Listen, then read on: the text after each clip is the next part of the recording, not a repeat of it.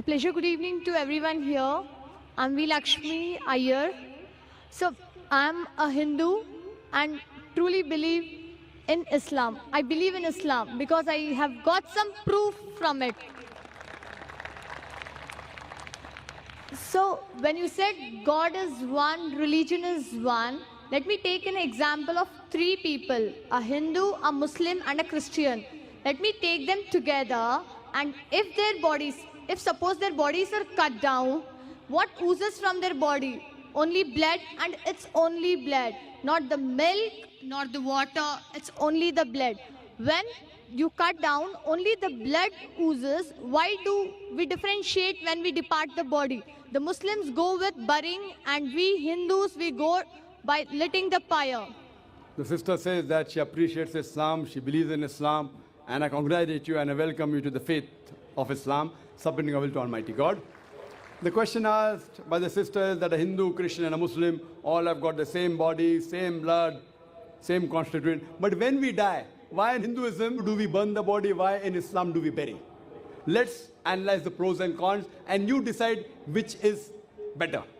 In Hinduism, also they say you can bury the children, etc. But when you become an adult, most of the sects say you have to burn, you have to cremate. There are some sects which say you have to bury. But let's analyze the pros and cons between cremation, that is burning, and burial.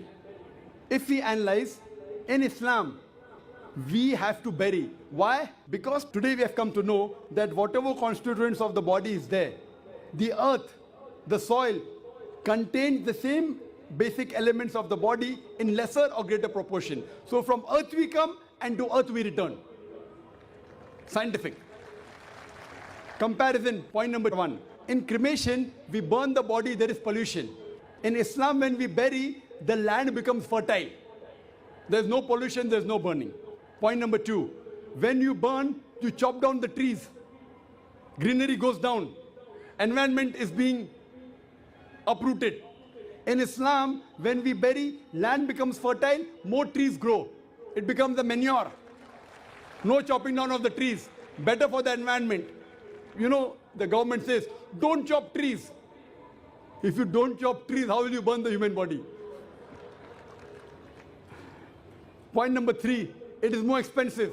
According to Indian statistics, every year, crores and crores and crores, hundreds and thousands of crores, every day crores of rupees are spent. Every year, hundreds of crores are being spent only on the trees and burning the body. In Islam, when we bury, it is cheap, free. Point number five, when we burn, the wood becomes charcoal, ashes.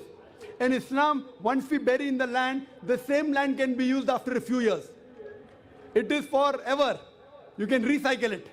The same land, after a few years, when the bones get disintegrated, you can recycle. So logically and scientifically, if we analyze, it is more scientific, more humane, more better for burial as compared for cremation. Hope that answers the question, sister.